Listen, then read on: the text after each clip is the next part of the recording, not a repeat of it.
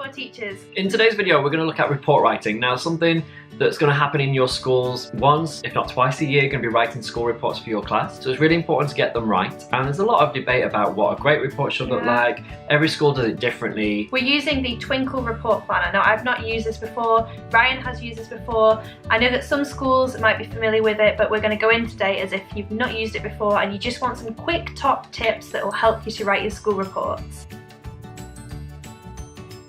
Load up twinkle.co.uk. Okay. Twinkle.co.uk has got all the resources. You can get it for USA and Australia and a lot of different countries too, but I'm going to go with this one. Okay. And you are searching for the report writing bank of statements. The bank of statements have all the subjects from the primary British curriculum.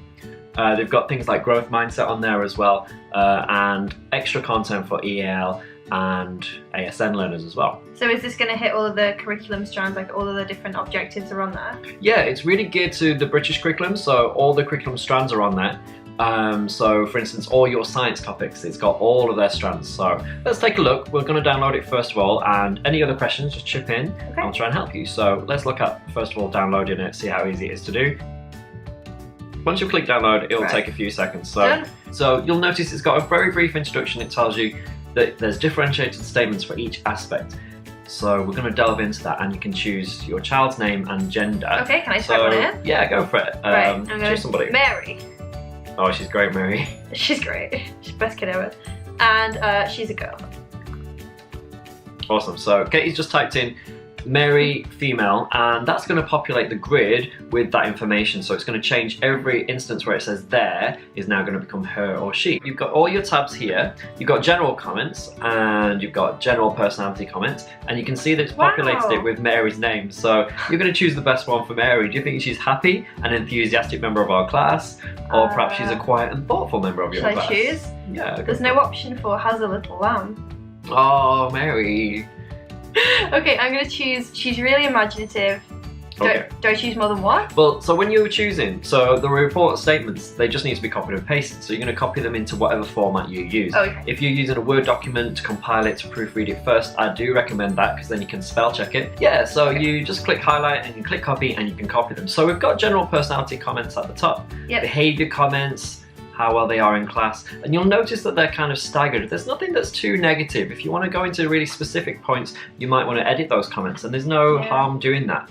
Now, there's no point just copying blatantly and saying my Twinkle report is completely finished. You are going to have to adapt and change it. But you've got behaviour comments, friendship, working with others. Wow. And if you think about that, could be your opening paragraph right there. You've got 6 statements that tell you instantly how that child's behaving in your classroom. I think what I was scared about is that it would really sort of make it sound like this child, Mary, was part of, I don't know, a collection of data. But actually when I read it, I'm thinking, yeah, like she joins in with discussions, and what I could do then after I've copied that into my report format is I can add, oh, and recently she did a really good presentation about Earth Day or something. So I feel like I can still make it personalised. I think that format of report writing of going statement, evidence, impact is really great. So get your statements from here, but then you really want to give a personal evidence. Okay. So you want to say this is what she did in class, and then give the impact as well, and say whether that's having a great impact on her progress, or whether it's hindering her progress and she needs to try something else. I feel like even if you weren't using this as a format, the ideas that you get on this kind of, they spark enough, like they generate ideas in my head. So I'm thinking, if my school, like, I don't know, you tell us, if your school has got a really strict format that they make you abide to, and not that they make you, that they suggest you use, and you start typing on it like it's a Word document or a PDF, I feel like you could go on here and just get ideas, even if it wasn't like completely set in. Yeah. That you could use it for ideas as well. So alternative to BLP, which is building learning power, a lot of schools use the growth mindset. Oh yeah, super popular. Yeah, like popularised by Carol Dweck, if you don't want to do the reading. But we've got embracing challenges, persisting in the face of setbacks. So it's kind of how resilient and how great they are at reciprocity and all these things, really but in a different context. So you can still look at things like Mary is a reflective learner who usually takes on board both positive and negative feedback to help her improve. She's beginning to understand that criticism is not about herself and about her current state of her abilities. So it's very much that I can't do it, I just can't do it yet, which all the kids in my class are. Yeah, and then you could still make it personal, couldn't you? Because you could still put For example, recently she had a problem with A, B or C and she countered it with A, B, and we're back. So we were just looking at kind of the first general guidance comments. You've got general, building learning power and growth mindset. You can see those in the tabs across the top. But then we're going to delve into much more specific content for each subject. So for instance, you've not told me yet what year group Mary's in. Let's say she's in year 3. Okay, so when you click the English tab here, it's got comments from year 1, year 2, and you can scroll right across to year 3. Now, of course, even if Mary's in year 3, she could be working at year 2 objectives, or she might be working at some year 5 objectives. So it's really nice that you've got an idea of where they would be in all of those. So if we go into year 3 and 4, lower key stage 2, first of all, we've got the speaking and listening objectives. I also feel like when I'm writing a report, I might be writing about, let's say Mary, and she's a year 3 child, but maybe she's working at year 2, or maybe she's hitting some of the year 4 objectives. And as a teacher, if I'm like writing a report, I need to pull up all this information and constantly have it presented to me and find it somewhere. And like, you know, I'm constantly searching like British National Curriculum, guidance and support. It's nice having one place, right? I feel like, again, even if I was copying and pasting this into a format and tweaking it to match like this child Mary, like even if I was editing it along the way, just to have those ideas in front of me might be quite helpful. I think we're still in speaking and listening here. So these are all your broad comments for years 3 and 4, curriculum strands basically. Okay. But it's then going to differentiate them. So you've got higher, middle and lower. So it's still the same strands, but it's just taken them that she listens attentively and can talk clearly and concisely about her work, or perhaps lower ability that she's still a little bit self-conscious about speaking in front of others. But that still sounds like, it doesn't sound negative, it still a sounds positive. nice. Yeah. So you've got higher, middle and lower, and of course if they're still working lower, then they might be below and working in year 2 level. So you just slide across and Mary is beginning to offer ideas in a small group or perhaps a guided reading environment. So then it's like a positive, like even though is beginning to offer sounds like less, it still sounds nice because it's an achievement as opposed to not achieving the grade of higher. Yeah, I think it's always best to focus on those positives. Yeah. It's small steps you want to celebrate and you really want to reward those in the report. And when the child reads that report with their parents, you want to feel that they've made great progress. Right, I need to ask you because I find maths probably the hardest to write in a report, and I want to see what they got because I feel like it's going to be really limited, like it's just going to be can do this, can do that. I don't understand how you could make it feel more like more open. That's why I like reserved bit. Let's have a look, let's see. And I think I'm in the same boat that although the curriculum strands are there, you also want to say what they're doing in your class. Yeah, what kind of practical activities they're doing. So similar format again, this is from the 2015 update of the curriculum. We've got all the areas and abilities are here. So it's broken into what we would call your units in old money. So you've got number and place values, shape and space and measures. And again, you're going to scroll through to year 3. So it's got the curriculum strands. I think the maths version is a little bit more curriculum based. It's very much the objectives. Yes. But I think that's very helpful for parents actually. So you can actually give them an objective and say, the shape's great, the multiplication's great, it's the division you want to look at. So you're going to be going down to division and finding something that's very relevant.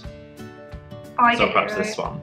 So Mary knows nearly all the times tables, can use the formal method for multiplication for 2-digit and 1-digit numbers, and can solve problems using this knowledge. I feel like it would take me, honestly, so long to generate that. That's exactly what I would want to say about this like made-up child. I would want to like say that, but it would take me a while to put that sentence together. Yeah, and if Mary's had a report at that school for the last 3 years, it might be very clear that she's moved along this box. So she's still higher ability, but she's making progress. Rather than saying she's great at maths, job done, it gives you a lot more in depth about where her next step would be and what she's achieving. Because I know that some parents, when they look at reports, they use it as like their own personal targets for the child. They're like, if they see that there's an area they can work in, they will, I don't know, hopefully act on that as well as the class teacher. And I feel like this just shows there's an area to improve in and kind of how to do it as well. Yeah, confidence, ability, enjoyment of maths, they're just as important. It might be that your kid's high flying and a gifted and talented mathematician, but are they engaged anymore? Do they still love that lesson? So general statements are right here as well. That's funny, I feel like you forget that when you're writing reports. I forget to put, I try and put things like has an enjoyment of maths, but like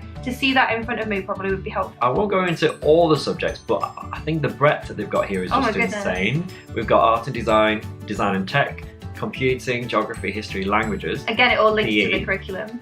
It's all curriculum based. Most of it's from the 2014 update. I think maths is even more recent. Wow. If you click computing, something we both love, and we'll have a look at those ones. So all of the subjects strands have been split into easier strands for us to understand here, almost like child speak here. So we've got computer science, information technology, and digital literacy. Wow. So those 3 strands are something that teachers often recognise, but the curriculum's just a lot broader than that. It doesn't really delve that deep. So, for instance, we've got Key Stage 1, Lower Key Stage 2, and Upper Key Stage 2 comments. Okay, got you. So you can find something that ties into what you've done, and then you can bring in your own evidence and your own impact for that child. I feel like every teacher has strengths, and every teacher has improvements that they need to make, like with their own personal understanding of different subjects. So for me, knowing that I could go on this, like I might not need so much for like, I don't know, the English side of things. Yeah, what is this one? So let's just scroll back up. So this one's gymnastics. So if you think about how many comments there are for gymnastics right there, wow. There's probably like 100, 200 different comments. Whereas when I do, in the past, perhaps a PE comment would be like, enjoys PE, or has a great enjoyment of ball games, sports games, team games. It's really nice to think that actually there's a lot more delve deep here that are probably the kind of thing you'd expect from a PE specialist to know, more than just a generic primary school teacher. Okay, so now that we've had a look at this, I think my understanding is that you're going to put together a report and show it like separate to this? Yes. Okay, so we'll get back to you now.